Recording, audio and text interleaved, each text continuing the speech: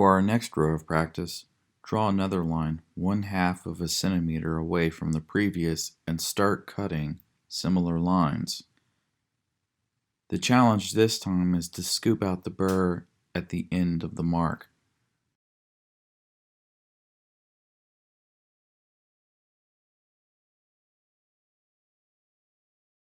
Gradually lessen the pressure and the depth of the graver at the end of the mark.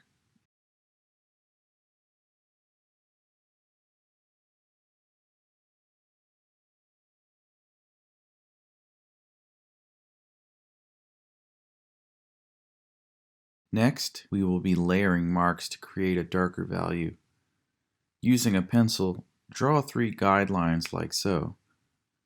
This will help you keep your lines parallel when you have a field of line work like this. Once your guidelines are cut, engrave in between them. You can see wiping down the pencil makes the graphite sink into the lines and makes them more visible.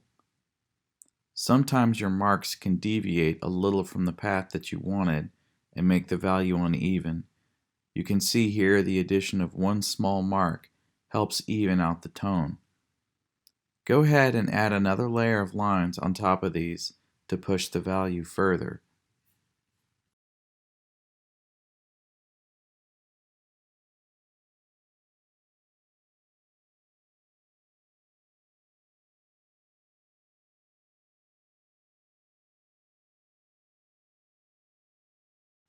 To create a soft value, use stippling or dashing to create your lines. This works well for value transitions or for a light gray value. You will angle the graver a little higher and scoop up. The harder you do this, the deeper the mark will be.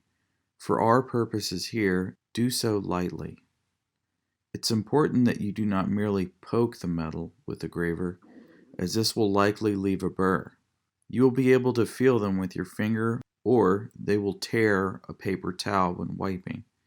If you get a very thin burr, you can take it out with your fingernail. If you scooped hard and have a burr, engrave it out or sand it out.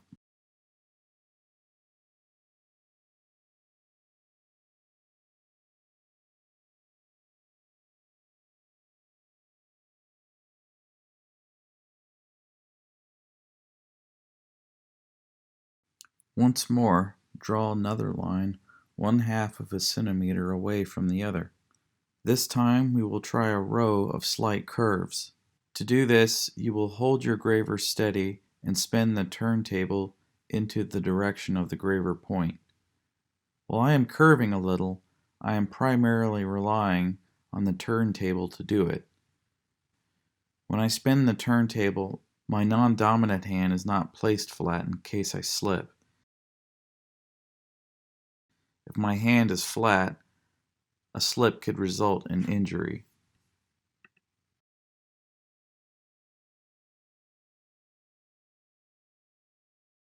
Also, notice all of the cutting is happening away from me.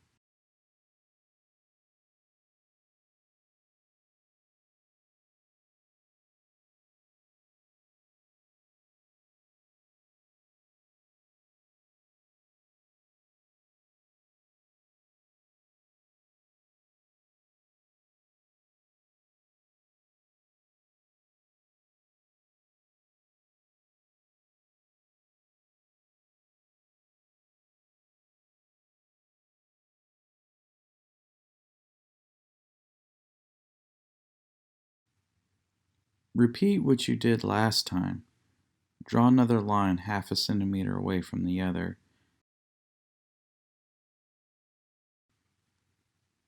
Try making your curve slightly more dramatic than the previous.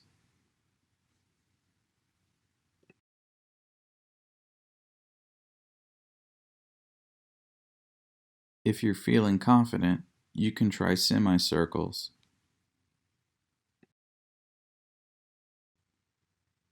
Like the rest of the marks that you have made, do these to the bottom of your plate.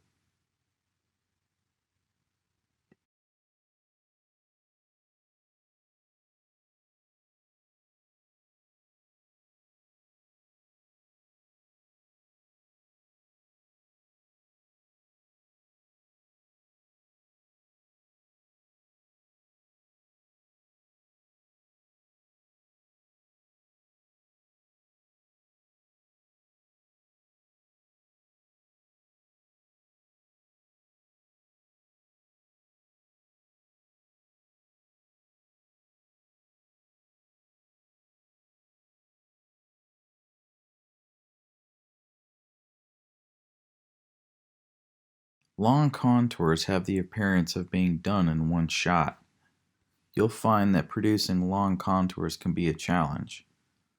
Often, these are a series of short lines put together. Draw a wavy line like so. Like in the previous exercise, we will produce curved marks. This time, we will connect them into one line.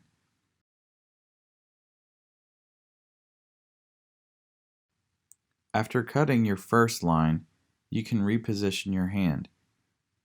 When you start your next line, start inside of the previous mark, giving a seamless connection between the lines.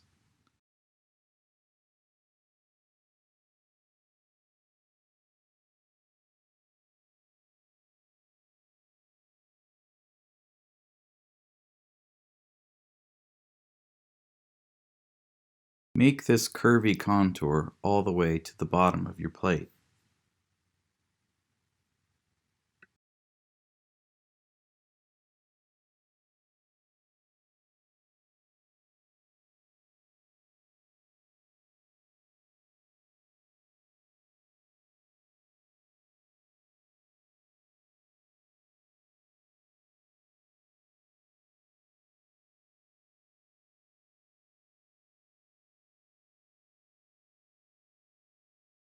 For the remainder of your plate, experiment with mark making. You can see here I lightly went over my pencil drawing with a scribe or etching needle and wiped it away. This holds the image into the plate, and I will engrave over those lines. Experiment with long lines, contours, curved lines, and cross-hatching, everything that we've already done. Try not to dig or put a lot of pressure. You can also go over lines you have already made to make them wider, but I recommend not doing this more than twice. If it still isn't wide enough for you, you can make lines or contours wider by engraving another line right next to it. You can also experiment with line width by applying a little more pressure, but the most important thing right now is establishing control of the tool. If you are slipping, apply less pressure. If you slip a lot, check the tool to make sure that it is sharp. It's likely that the tip of the tool is broken and you will need to resharpen it.